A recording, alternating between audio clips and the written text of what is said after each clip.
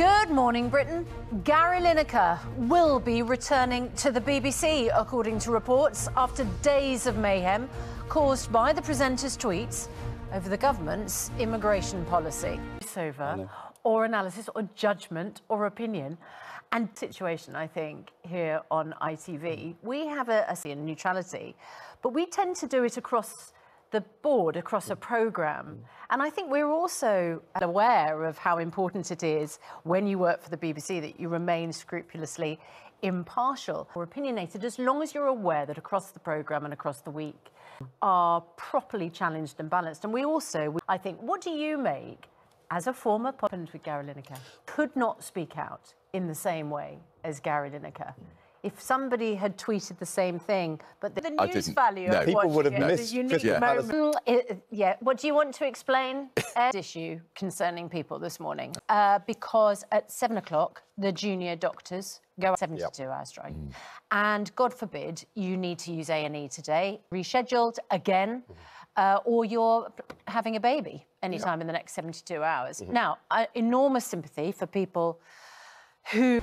Good morning, Britain. It's just gone 6 o'clock. Welcome to the programme. Welcome back, Ed Balls. I know. We made a surprise appearance together, didn't we, over the weekend? We did. It was quite a big surprise. The Gogglebox 10-year anniversary programme. And, you know, who did they choose to be the lead? Yeah. So well, we were first, me second. And happy birthday to Gogglebox. Amazing. 10-year anniversary. Very interesting, the developments over the weekend. I think, like many others, on Saturday night, gawped at the alternative to Match of the Day. It did have more viewers than usual, but I do think that's because, not because people went, yippee, there's no Gary Lineker and no commentators and no analysis, because frankly, that is a huge part of Match of the Day. I think the fact is people wanted to see what was a 20-minute programme completely silent when it came to voice.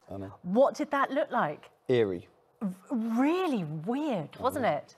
And there were, I think, completely justifiable complaints from people in the blind community who were saying... Ironic that the BBC then ended up offending another community. I know. Look, this is a really interesting situation, isn't it? Because we're in a rather different... But there is a freedom that comes with working outside the BBC where you can be a little bit politician, obviously. Sure. You know, we know where your colours are. Yeah.